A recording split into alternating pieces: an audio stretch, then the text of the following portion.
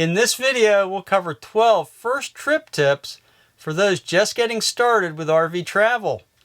This is an essential topic for anyone starting out with their first RV and should help you gain confidence more quickly. If you're an experienced RVer, follow along and add any other tips to the video's comment section. Hey everybody, this is John Marucci. I'm an avid traveler and teacher and love to explore.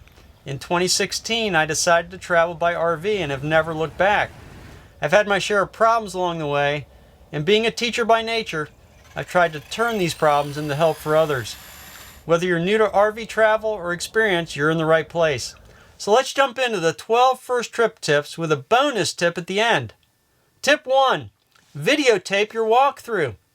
If you're buying a brand new or used RV, the dealer or prior owner should walk you through the RV and explain how everything works.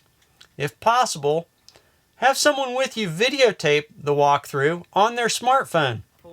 Ensure the dealer or prior owner shows you how to hook up and unhook your RV to your tow vehicle. This will be a great resource to have when you can't remember what the dealer or prior owner said about a specific item. Tip 2. Practice hooking and unhooking your RV. If you're new to RVing, one of the more complicated things to master is hooking up your RV to your tow vehicle. Hopefully, you're able to videotape hooking up the RV during your walkthrough with the prior owner or the dealer. There are real safety concerns here, so be careful to follow the process carefully. This is all the more true if you're using sway control or a weight distribution hitch. Some of these can be tricky to use, so you want to learn how to use the hitch and practice putting it on and taking it off. If you're traveling with someone else, one thing you can do to help ensure that you have not overlooked something during the process is to have the other person cross-check your setup. We have a beginner level video on towing with a weight distribution hitch that can help in this regard. Just see the link in the video description. Tip 3. Learn about RV tire safety. Most of us forget about the tires on the vehicles we drive each day. Yet on RVs, you need to regularly check your tires before using them. Remember that most RVs sit for long periods between usage, and the tires can slowly lose air while being stored. Often the tires that come with a new or used RV can be old to start with. I remember replacing the tires on one of my RVs only to find out that the new tires were already 2 years old based on the date stamp on the tire. The tire shop replaced them with actual new tires, so it worked out. But if I hadn't known to check the date code on the tires, I would have paid full price for an older new tire. There's a lot more to say about tires and tire safety, including the topic of tire pressure monitoring systems or TPMSs. We have a video that you can watch on the channel to learn more about this important subject. Tip 4. Don't overpack. This may seem obvious, but it's easy to overpack for an RV trip, even for your first trip. If you're doing a shorter first shakedown trip at a local campsite, you may not run into the issue of overpacking, but you may be surprised.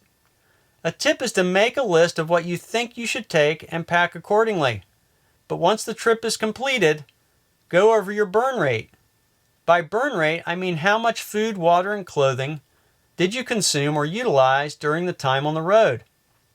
This way, you can begin to gauge your overall burn rate for longer trips. There's way more about this than we can cover here, and there are plenty of ways to lower your burn rate. Yet for the first time out, try to get an early gauge of what you go through. Tip 5. Camp nearby your first time out. It makes sense that when you first go out in your new RV, that you camp nearby. This is considered a dry run or shakedown trip, so you can get used to your RV and test everything out. Some dealers will let you stay overnight on their lot to test everything after purchase. This makes sense if your schedule allows, as any punch list items can possibly be worked out immediately by the dealer. I like the idea of staying at a state park nearby to try everything out and get used to the RV. It is also helpful on your first trip to not camp too far away from a big box retail store in the event that you forgot something. Doing this may also help you pack less, since you can purchase something if you need to. Before we go to tip 6, we now have our Getting Started with RVing videos compiled in a list for your convenience on johnmarucci.com. With your sign up to our New to RVing group, we will send you this list of Getting Started videos in an email so you can reference it anytime as you learn about RVing. All you need to do is visit johnmarucci.com to sign up. We think going through these videos will help fast forward your learning curve, so remember to sign up today. We'll put a link in the description below. Tip number 6, be a contrarian. Regarding your first trip nearby, try to book your first overnight trip on a weekday. If possible, I think booking a Sunday night or Monday night will work so that you arrive after the busy weekend crowd has left and depart on a weekday with fewer campers around. This way, you can practice things like backing in or using the public dump station without the pressure of many people watching you back in or waiting behind you at the dump station. If you must book a weekend trip due to work or school commitments, consider buying an extra night on Sunday. This will allow you to check out late and hit the public dump station later in the day with fewer people around. Having the extra time and less people pressure will help when you are at the dump station for the first time. No one likes having people impatiently waiting behind them at the dump station, so departing when this is less likely is a great idea when you're first learning. If you haven't already viewed it, we have a dump station basics video that will help you gain confidence at a public dump station. Tip number 7, practice backing up. Besides using a public dump station, the second most stressful thing for me about RVing is backing into a campsite. I've been doing this for a while and I still run into difficult campsites where backing in is fairly stressful. Practicing backing in at a local open parking lot is helpful, but there's no substitute for the real thing to gain confidence. Generally, if you can avoid busy times at a campground, you may be able to practice backing in while there. Just be aware of traffic and people in the campground loop if you decide to practice backing in. Tip number 8, allow extra time to depart. Leaving the house to go camping can be a frustrating experience, especially if you have unreasonable time expectations. I think the third most stressful thing to me about RVing, behind using a public dump station and backing into a campsite, is trying to leave the house for a trip. It may be the way I'm wired, but it is challenging not to have some sort of unspoken time expectation of when you think you should be able to depart for your trip. For example, if I get off work at 4 p.m., we should be all packed by 5 p.m. and on the road. The campground is an hour away, so we should be all set up by 6 to 6:30 p.m. This is usually a recipe for a frustrating start to your trip. These time expectations can be, and have often been, an absolute joy killer to the start of a trip. Much of our time expectations are unspoken. To remedy this, discuss a realistic schedule with anyone traveling with you. Be flexible and add extra time to your plans. This includes having proper expectations once you arrive at the campground to set up camp. Tip number 9, don't arrive hungry. That's right, don't arrive at the campsite hungry. It takes a lot of energy to set everything up inside and outside once you arrive, and backing in can be stressful. I've witnessed many people get very frustrated while backing into their campsite because they arrive tired and hungry. Costly mistakes can be made at this critical juncture beyond relational injuries. My solution is to carry a pack with food and drinks in the tow vehicle. I try to consume something like a protein bar before getting to the campsite and starting the backing in procedure. You can't necessarily arrive at every campsite without being tired from driving, but you can start the setup process with food in your system. Tip number 10, arrive and set up during daylight. On your first RV trip, try to make sure you arrive at your campsite with plenty of daylight remaining. All the stress involved with doing this the first time will only be amplified if you attempt it in the dark. It is also more dangerous to your RV and anyone helping you back in. This goes back to the tip of allowing extra time. Make sure you get an early start on your first trip, and any trip, so that you end up at your campsite with plenty of daylight.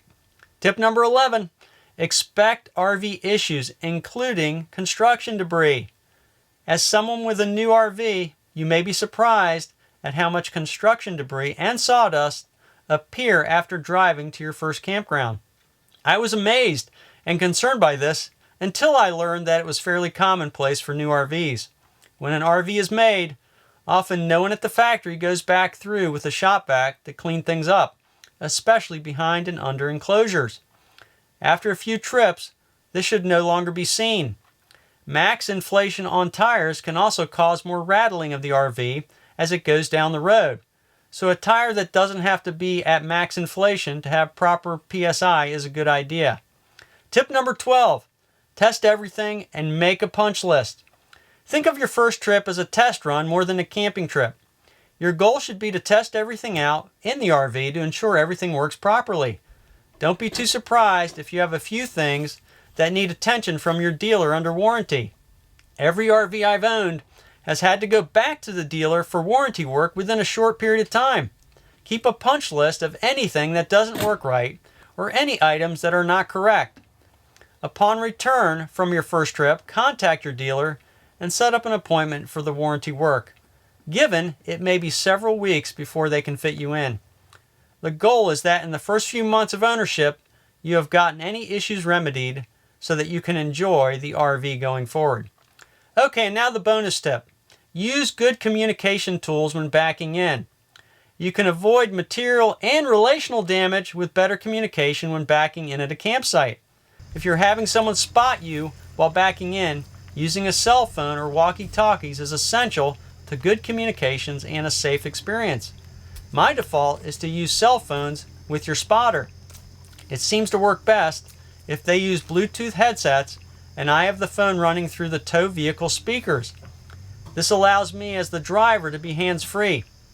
If we have no cell service, walkie-talkies work, yet these can be difficult for the driver to use while backing in. So there are the 12 first trip tips and a bonus tip to help you get started. There's much more to learn, and we have great resources for you to continue your journey. Remember to visit johnmarucci.com and sign up for the New to RVing group so we can send you the free list of New to RVing videos in an email. The link is in the description below. Before you go, please like the video, share it on social media, and subscribe to the channel if you haven't already. Thanks for watching. Stay safe. This is John Marucci, and so long for now.